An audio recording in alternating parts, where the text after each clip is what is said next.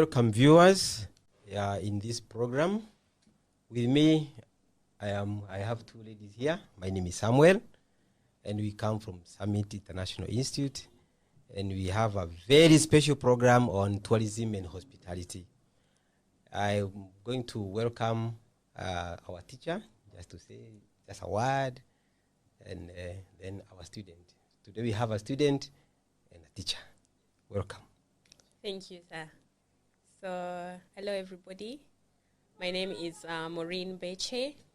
I am the head of Department Tourism and Hospitality at Summit International Institute. It's a program that we have offered at Summit for a while now. And the students that have been part of it have been grateful because they have learned so much, and it has improved the outlook, how they look at hospitality and tourism as a general. And most of the time when we hear about hospitality, we think, oh, being a waiter, or I'm going to work in a hotel, or I'm going to do this. But when you come to Summit, you get to understand that it is vast. It is a vast industry. There's so many things we can learn. There's so many things that we can do once we have knowledge and expertise in hospitality and tourism. So I hope you're going to learn some of these things today. Thank you. Oh, thank you very much for that wonderful introduction. We have one of our students, Kessie. Hello, everybody. My name is Ange Kessila Dukunda. I'm one of the students at Summit University. Yeah. Oh, thank you very much. In our university, as you have heard, is called Summit International Institute. We have 5 departments. We have architecture, we have hospitality and tourism, entrepreneurship, computer science, and monitoring and evaluation. And this department of monitoring of hospitality and tourism has been having a serious challenge because many people think that hospitality is cooking. I remember one of our parents said, I can't pay all that amount of money for my child to be a cook. And today, I have 2 experts here. They are going to tell us more about hospitality and tourism. I'm going to welcome the teacher.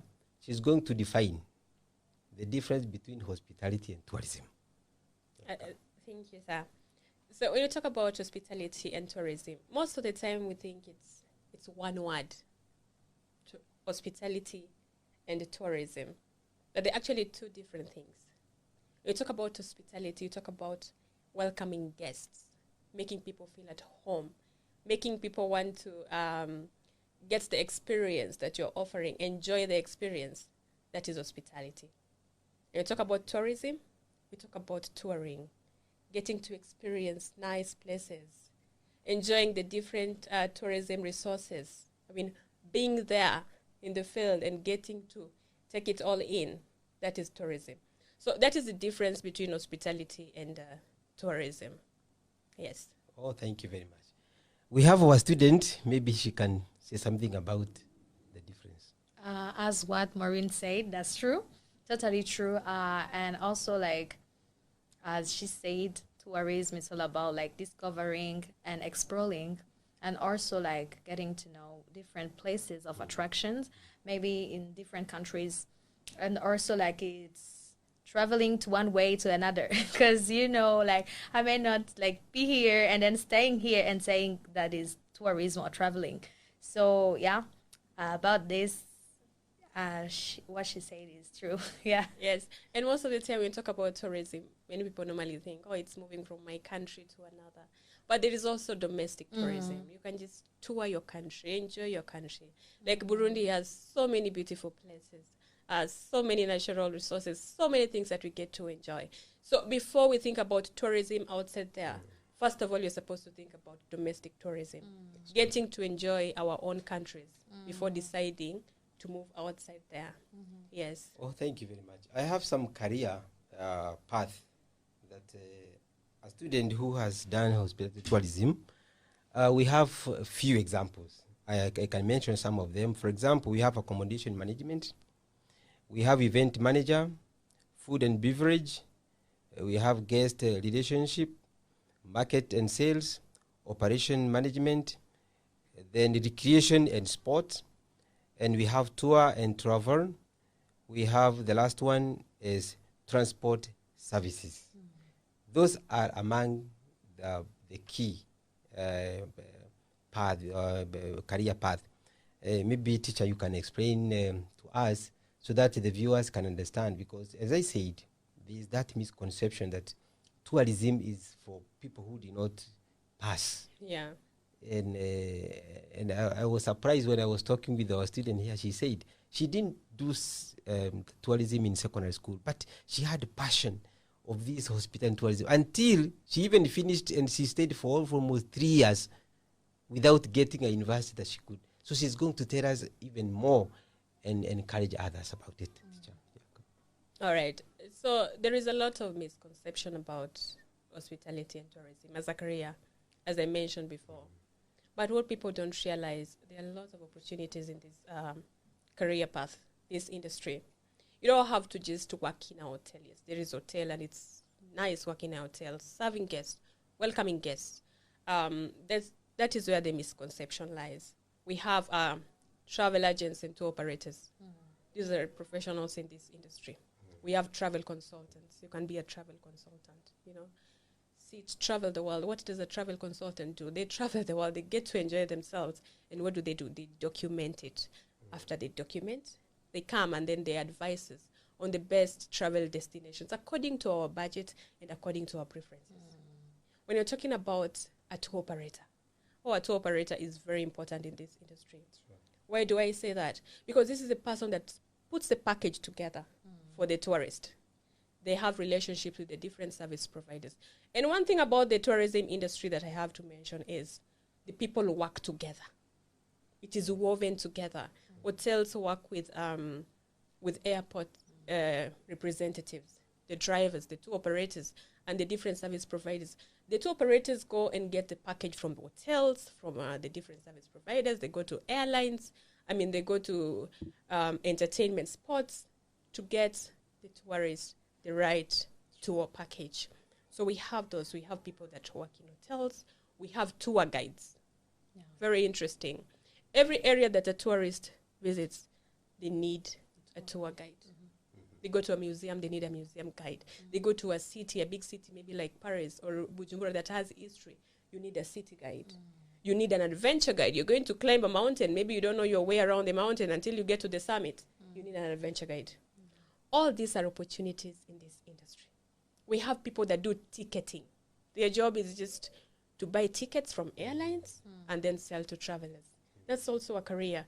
So this misconception that people have that is just about, becoming a waiter, it goes beyond that. You can even run your own company. You can become a hotelier. You can, it's vast. That is what you're trying to say. Yes. Oh, Casey, what do you have to say? Actually, it's like that. Because here in Burundi, most of time, according to our parents, so what they know is that just when you go to work in a hotel, it's kind of like, you're going there's a bad habit there. And then you will meet like people, maybe they will touch you or something else. This is what they think, because when they see hotels, they see rooms. Yeah. And then when they see rooms or serving in rooms, they think that just is going to do something else. But actually, in hotel, there's a lot of departments, as she said. And also in these industries, there's a lot of things to do. And there's a lot of things to discover, and also like things that just can helps us guys to know more about it. But as she said, it's not only about what we think. There's a lot of it. It's a vast industry. So it's not just one thing and then that's all. So we have what I want to say to people is that don't think like that. If you don't know, you don't know. You have to come and study and get to know, and then you will judge after.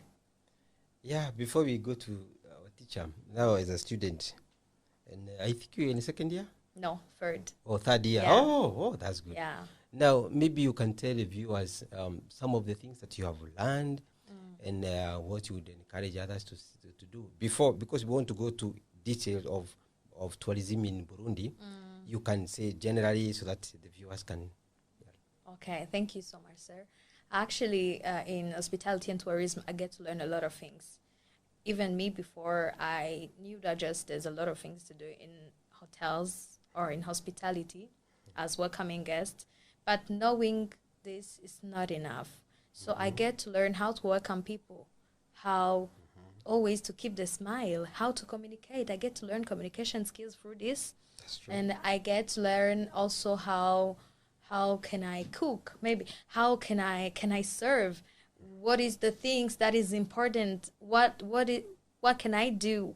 Or also in tourism, I get to know how to become a tour guide and how like getting to know the stories of all those attractions, places, and also get to explain to people. I get to learn how to serve because in those industries, actually, it's all about serving more than being served. This is our work in hospitality and tourism. And also how to make people feel good and welcome to place and get to know maybe the country. I get to know how to promote my country through this because it's really important. And also I get to love more my country through hospitality and tourism because before I was thinking about like, if I could get like an opportunity to go in America and then travel, something like that. But at the end of time, I was like, the first thing, as Madame Maureen said, it's good to visit domestic places before you go like to other countries. Because the first thing is that Burundi, as Maureen said, Burundi is a good country. And really it has a lot of places that everyone can feel comfortable with, and also good community, good people. So I get to learn, and also I thank God we get to visit those places. We get to visit and see and discover how much Burundi is beautiful. Imagine me, I'm Burundian, and I get to be surprised and get to love it more and more. And now I can welcome people, and I can promote my country. So hospitality and tourism get to teach a lot about it, but also get to teach me how to treat and to love and also like to serve. This is the important things I learned through that. Oh, that's good. Now let's go now to details. Now that was general. Let's come to East Africa community members, where Burundi is part of this big community.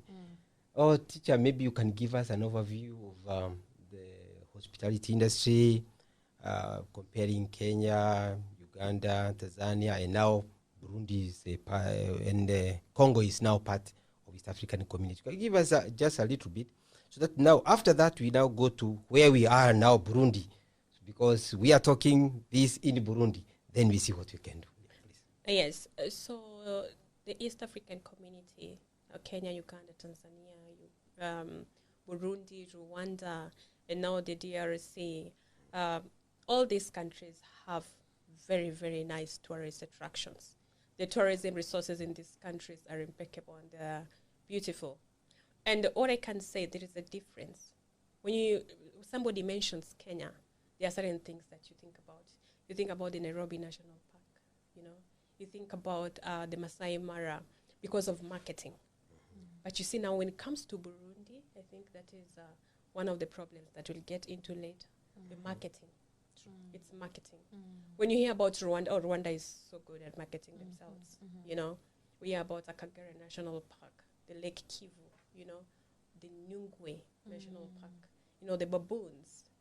Everybody, even people that are outside in Europe, they know about these various tourist attractions in Rwanda because of marketing. So I would say all the East African nations, they are blessed. Like Uganda has very beautiful tourist attractions, and it's the marketing. When you mention Uganda, somebody has an idea. When you mention Kenya, somebody has an idea. When you mention Tanzania, somebody has an idea about the tourism resources because of the marketing.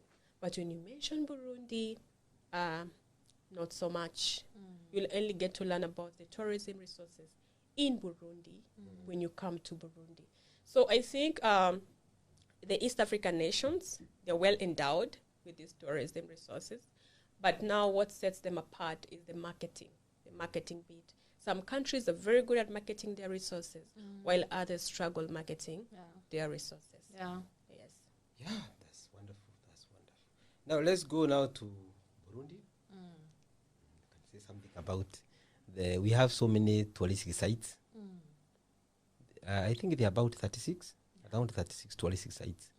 Maybe you can tell us some of them, and then you can highlight some of the challenges, and then we see how, as experts, what can we do? Because we normally say, you point out the challenge and you give us the solution, because solution is what is important, and that's why we are here, so that we can promote our beautiful country, and so that even our people can appreciate, as Madam said, that don't look at those big countries, while we have very beautiful things here. Maybe you can tell us some of these beautiful sceneries, so that anyone who is outside can also be attracted to. All right. Yes. Actually, here in Burundi, we have a lot of resources. Really, we have like Karira. No, is Karira waterfalls. We have Source of Nile. We have Teza.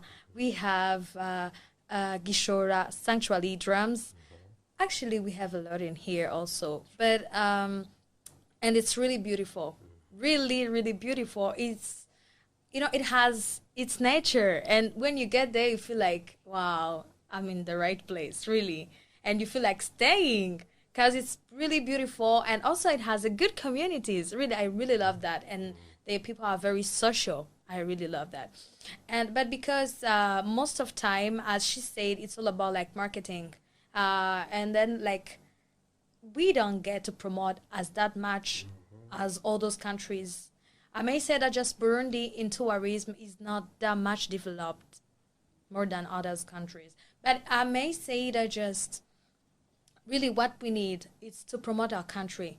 Nowadays, I really thank God because some diasporas are coming in the country, and also there are some like even platforms in Instagram that are posting our countries, which is very good, and also people get to know it somehow. But it's not that much developed as other countries.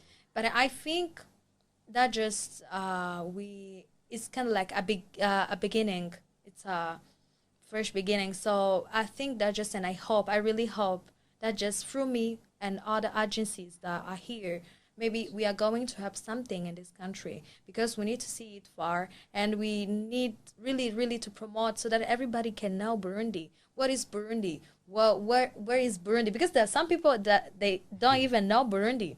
But at least we know that just like our resources can make people know Burundi. We have really good places, and I know and I hope this Burundi will get to be known one day. Wonderful. Yeah. No, I was surprised when I went to places that are very dry, Dubai, and I said, oh, it's a dry place, and people come and they appreciate. And here in Africa, we have almost everything. Not forgetting the second biggest fresh lake in the world, Tanganyika. Yeah, Tanganyika. Oh, when I say now, maybe you can give us some of the insights how we can promote. Why I'm saying this is that when I go to Google and I ask about Burundi, hey, things I get there, you shop. I got some people say it's a non-go zone, and I said, even a friend of mine in Kenya, why are you still in Burundi and it's on fire? Then I asked, which fire? What color is this fire? Because I don't see it. Yeah. What can you say about it? Because it's really, that's the reason why we are here, so that we can really change the image. Yes. And that is what we call perception. Yes. Perception, each and every person has their own perception. True. But perception comes when there is no real information coming out. And now people are using guesswork, So somebody is going to sit somewhere and say, Burundi. Where's Burundi, first of all? The name alone sounds like it's a place that is on fire. Yes, as your friend says. So I think one of these things that make us think such, it's because of lack of certain things like infrastructure. When you talk about Dubai and you're saying that it's a dry place and people still get together, it's the presentation of the place, the infrastructure. When you're talking about Karira waterfalls, oh, it's beautiful. But what about the road that leads there? Yeah, true. Yes, what about the road that leads there? A tourist wants to come from wherever they are coming from, and then they come to Burundi, and then they are told to get to Karira waterfalls, you have to meander and meander and meander. I mean, it's a whole journey. Yeah, coming from a journey. So I think that is one of the reasons why our national treasures, the tourism resources, maybe the location, the area, you know. So people don't get to really get to those areas. And that is why she's saying that she's Burundian and she's never been to most of these places because of how we present our resources. It's the presentation. You know, it's us to show people what the picture that we want people to see. But if we sit on it, if we don't work on our infrastructure, if we don't work on our marketing, then people are going to have whichever idea they want to have. They're going to build different perceptions because there's no real information coming out. And that is why I said marketing is very important, and presentation of this, the various tourism resources is also very important. Yes. Last time, you had a trip to Gitega. Yes, visit Burundi. You have trip. visited Burundi, Yes, Yeah. yes. and you were there. Were you there? Yeah. Well, you can give us some of the things that you learned, so that we can borrow some of them. Then the teacher will top up because she's the one who had organized the trip. Then she can give us some insight. So actually, we first of all we went to Teza. Teza is a tea plantation, and also like it has its, you know, it was planted in '93. Imagine, like till now, it's really amazing and cool, and it's beautiful. Really, it's really beautiful and cool, and also we get to learn the story behind. Like after that, we went at Gitega, and then we saw about the museum in Gitega, getting to learn different stories about Burundi, and also like materials that they were using before us coming. So really, it was very good to know all those things and the stories behind, and getting also to see some pictures of like all those kings and whatever. So after we went to Sanctuary of Drums at Gishora. Really, it's amazing, like to see, like to feel the beat of the drums, to see the joy behind, like to see the way they were dancing, and like we get to enjoy each and of this because we get also to dance with them and feel welcomed, really, and also things that we get to learn also, like the story of Mwezi Gisabo, who started all those things about like the drums and whatever, all those stories behind. We get to learn through it. You know, after we went to Rutana and also see like the falls, and also there's a nice bridge. We get to enjoy seeing it. Really, I may say Burundi, it's an amazing country. It's my country. I'm not saying it because it's my country only, but really I get to see it. And I know I'm not the only one. And everybody is testifying about it. But, you know, as I can say, it's us to do something. Because most of time we are expecting to see other countries shining. But what if we are thinking about our country first? And what if we have that positivity, all of us? Because most of time the challenge is that we think about traveling outside, but we don't think about our country. And most of time when we get opportunities of going or traveling outside, we think about staying there. But what if coming and build something? And also, this is the work of the government also. We need support on this because we are learning, but we really need support. Because we may think about like doing something or maybe contribute something, but if they're not here to help us, or if they're not here just to do something, it's really very hard. And also, there's a way of understanding. We, all of us, not me or Maureen only or you, but all of us as Burundians, we need to understand this. Because really, it will help us in developing our country together. Yeah. Because I cannot walk to myself. We need people. We need more people. And also we need trainings. Because most of the time we say about tourism and hospitality. And also there are people who are saying it, or there are some people who are working in those departments or industries, but they don't have that skills. They're just doing it for like earning money or having money or getting money for this. But it's not enough. We need more trainings. Because I get to learn. One day I used to go in a hotel. I don't want to mention it. But I used to go in a hotel, and then like imagine like first time entering in that hotel. And then people like receptionist were looking at me as if you don't have your place here. And then like I was like, but at least it's because I know what I'm coming. I know what I came here to do. But you know, it's really sad because there are some people who don't know what they are doing. So we need more trainings, and really these trainings is needed everywhere, in hotels, in tourism industries, agencies, because we need to come together and get to learn through this. It's where we start understanding what is tourism deep side, and then like get to develop it. Thank you. Yeah, there's something that she has said. All right. When I was doing some studies, I discovered that there are about 2,000 people who are working in big hotels. I did some survey about the 5 stars, and I happen to be a friend of a former director of tourism, and he really taught me a lot of things. That's why I was really keen when she said about people who are trained. He surprised me. He said very, very few people are trained. And even those who are there in the hotels, some of them did not even do any coursework related to it. And before we go to that, there's some things she said about the government intervention. Yeah. Of late, you have discovered that visas to outsiders is given on arrival. When I saw it, I said, oh, this is a good initiative. Because I remember I brought some tourists from Japan, and I had to wait for 1 week in Nairobi.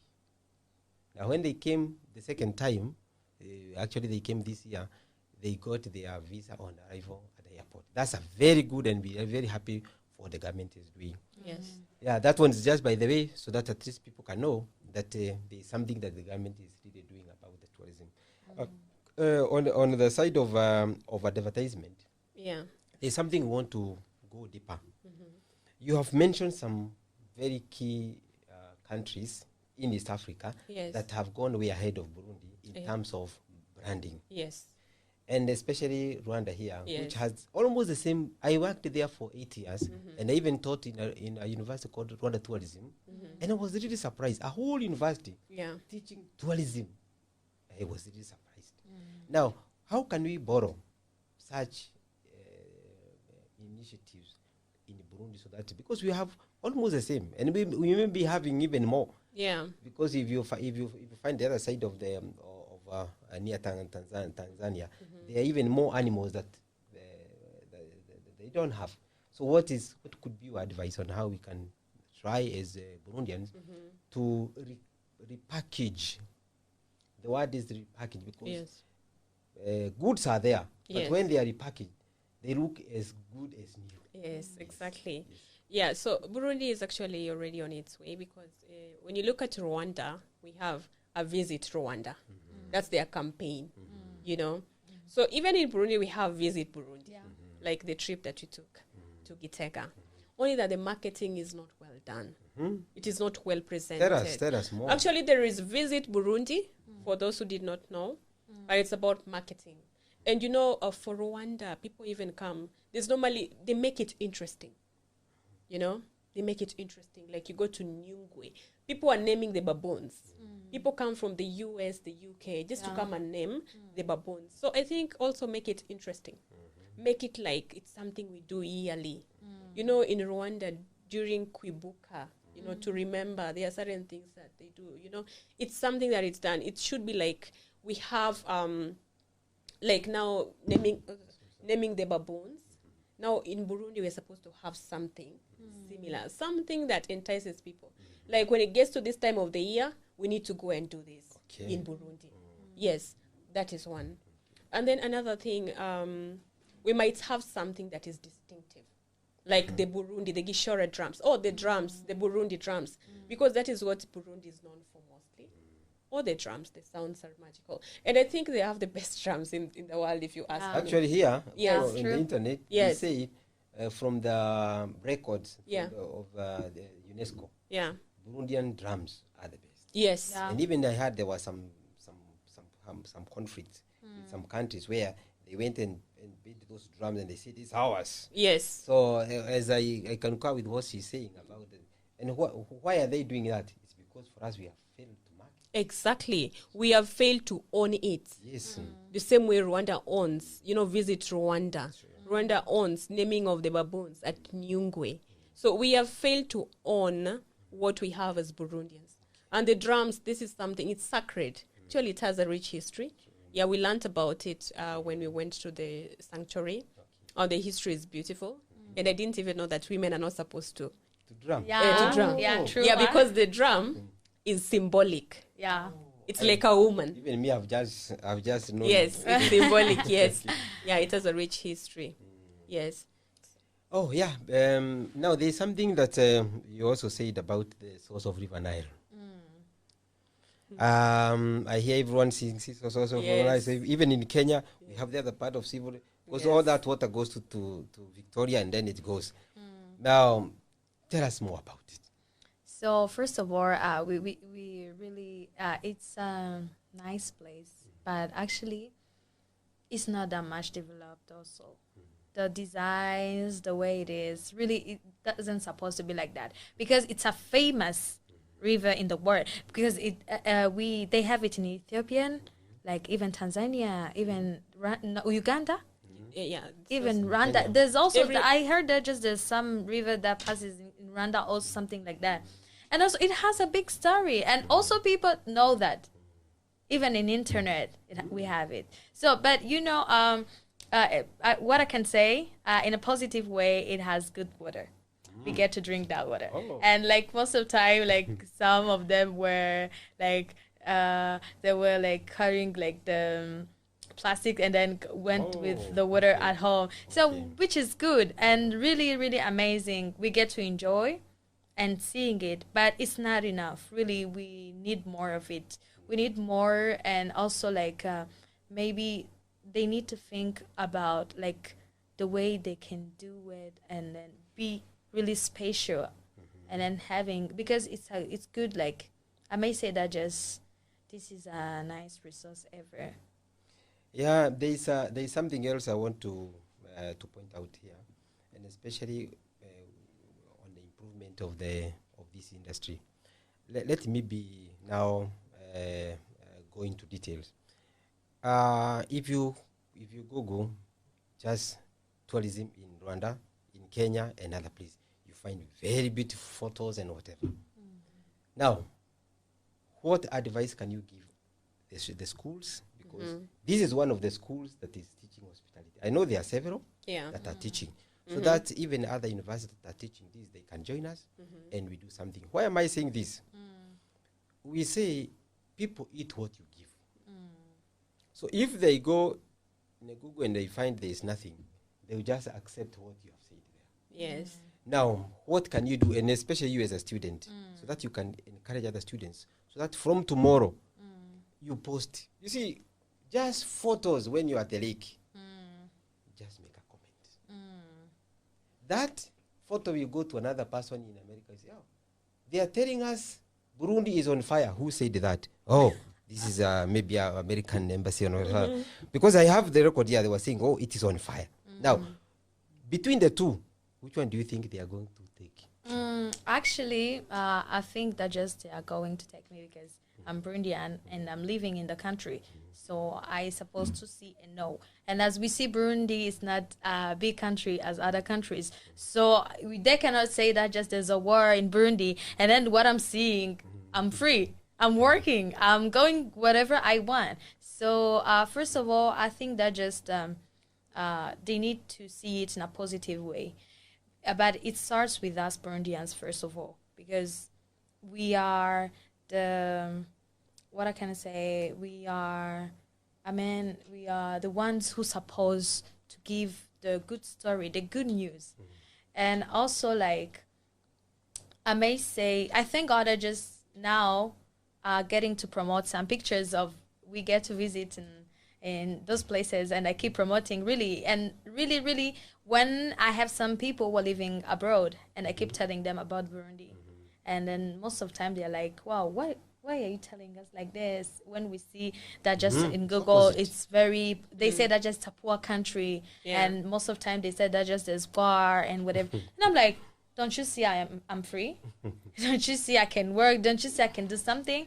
So this, I think that just we need to look at it in a positive way, and also give good and true news. That's true. Yeah. Our teacher can explain to us some of the most important and current ways of promoting tourism in Burundi, comparing it with other countries. You're welcome. Thank you. So, tourism in Burundi, first of all, before I talk about how to promote it, there is a big challenge in Burundi, in tourism sector, that we don't get to talk about much, and that is the service in Burundi. The service, remember, hospitality and tourism is about, especially hospitality. Let me focus on hospitality for now. It's about making guests feel welcome, receiving them well, being able to communicate with the guests. But in Burundi, it's a problem. Yeah. It's a problem. You know, when you talk about Burundi and compare it to other East African countries, most of these countries, they speak English. But remember, Burundi is Francophone. So it's Kirundi as the national language, and then French as the official language.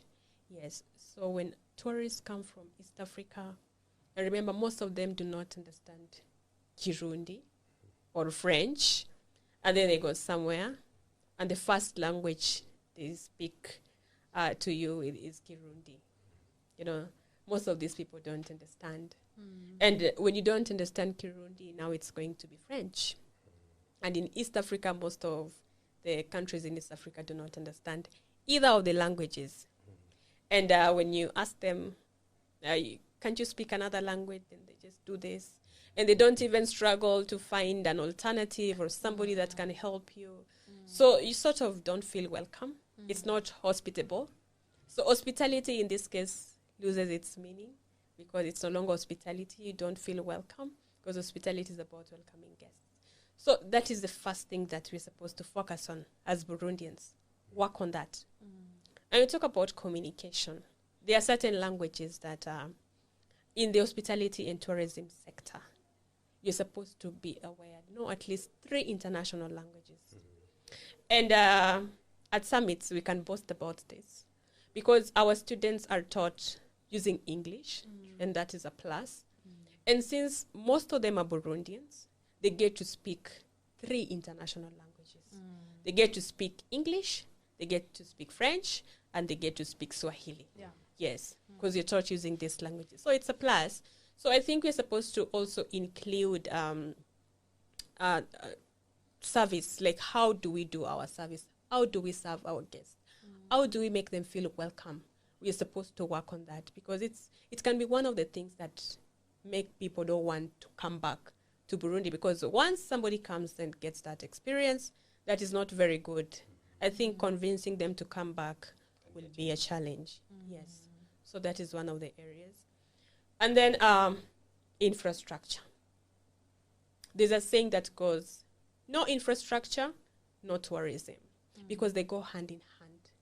Most of these places, when you look at these other countries, when you go to Rwanda and you go to Lake Kivu, you find next to Lake Kivu, there are hotels that tourists can go to once they've, enjoyed themselves. They can sleep. But in Burundi, you find that even the places that we've mentioned, it's very difficult to find hotels where somebody can go and spend a night, Maybe they are too tired, they don't want to drive back to the main city, Bujumbura or Gitega.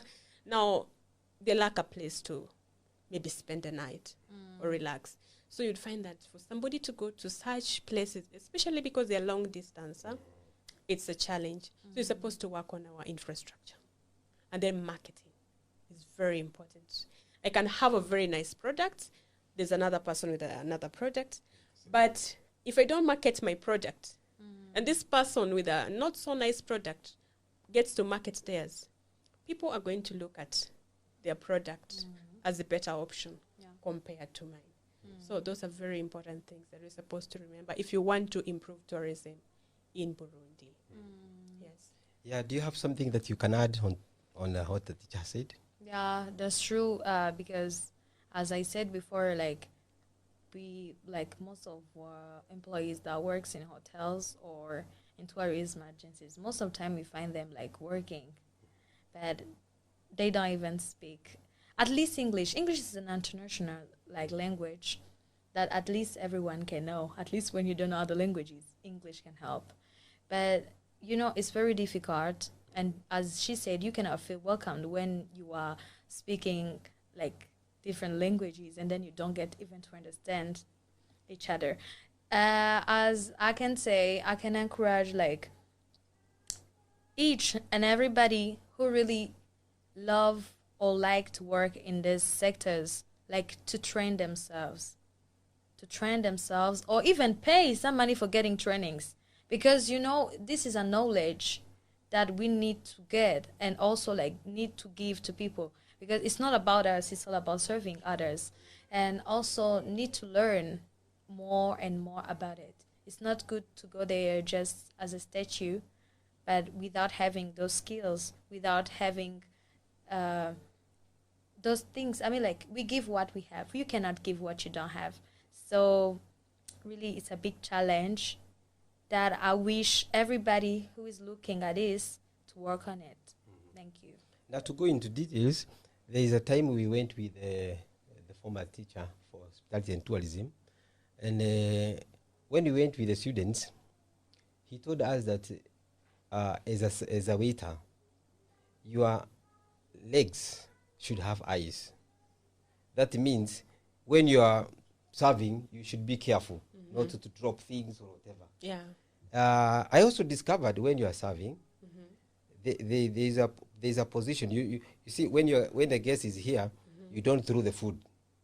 There is direction, right?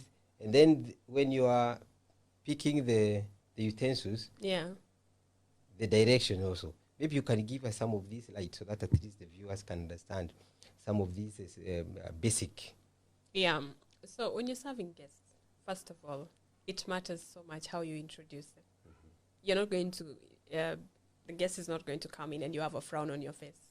Yeah, true. Casey, you know what you're supposed to do? Yeah. Yes. You have to smile. Yeah. Yes.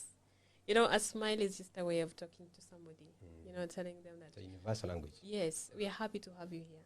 And then they're going to feel welcome. Yes. And then when you're serving, it depends with the tables. You have to find out how many are you, you know, yeah, what kind of a table setup, you know. Don't just, you know, sometimes we can have a table that is four chairs, and the guests are 2. And when other people come and they see the free space, maybe the 2 only want to be, they want some privacy. So if you don't set up the table well, it means somebody is going to sit there, and now the privacy. Yes. So table arrangement is also very, very important. Can I Yes. add something? Yes. And also, as you said, it's good to ask people if they feel comfortable to the place that they were sitting with. Because, you know, like most of the time, they may sit, they are not comfortable. But it's good to ask. And also, as introducing yourself, you have to promote your hotel. You have to promote your restaurant you are working in. Because most of the time you are like, let's take an example. You may say, good morning, sir, or good morning, madam. Welcome. Maybe to Kiriri Garden Hotel, or maybe to other names, I don't know. But it's good to promote so that people may know. There are some people who are going to a restaurant without knowing even the names. Yes. Yeah, it's good to promote. This is one of the promotion also. And also, other thing, it's, as she said, you have to smile. Whether you are tired or not, you have to. This is the key, actually. Because, you know, like, a client will never be ugly and then you be ugly. And then, like, there's some people who are, like, I may say that just there's some clients who are very violent. I don't know why. Yeah, it happens like that because as what I know, a client is the king.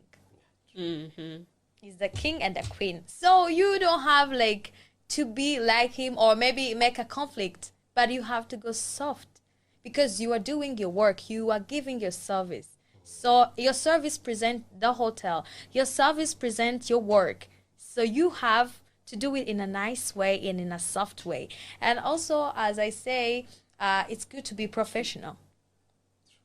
But you cannot be professional without trainings. You cannot be professional without skills. And that is why Summit is here now. Yeah, that's why I get to learn this through my church and Summit also. Yeah, because it's good to be professional.